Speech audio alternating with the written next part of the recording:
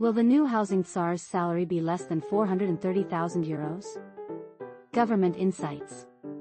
In a twist that has caught the attention of many, senior government sources have revealed that no final decision has been made regarding the salary of the new housing Tsar.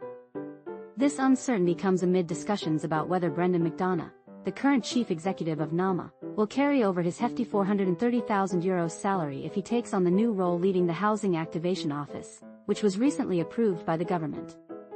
The coalition has been grappling with the public outcry over the prospect of McDonagh maintaining his high salary, especially since it exceeds the Taoiseach's earnings by nearly €200,000. Minister for Housing, James Brown, has shown a preference for McDonagh to step into this pivotal position, but the financial implications have sparked significant debate.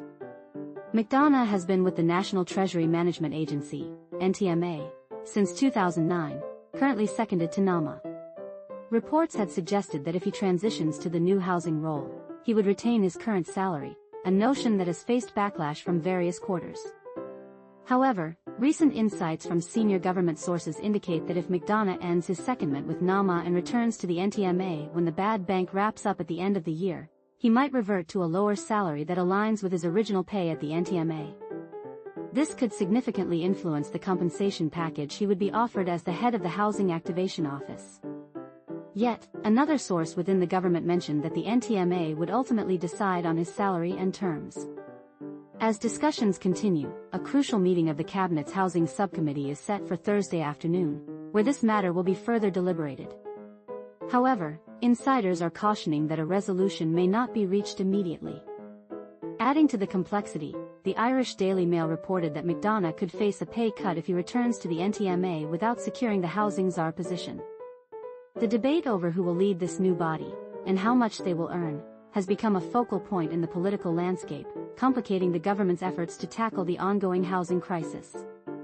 In defense of the Housing Activation Office, Minister for Public Expenditure Paschal Donohoe emphasized its importance in boosting housing construction.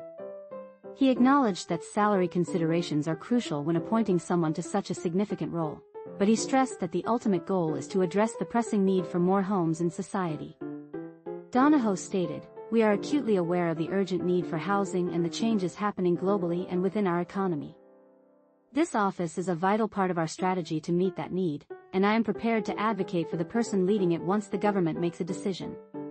In the Dáil, Taoiseach Simon Harris reiterated that no decision has been made regarding the chief executive appointment and indicated that the Cabinet Subcommittee might not finalize this at the upcoming meeting.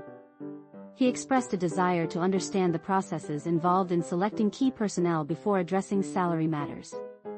Responding to questions from Sinn Féin finance spokesman Pierce Doherty, who criticized the idea of a housing czar, Harris maintained that the government's only decision this week was to establish the Housing Activation Office. He emphasized the need to carefully consider how to staff the office and ensure that all processes are followed appropriately. Of course, people who do a job will be compensated, but this isn't about individual personalities, he concluded.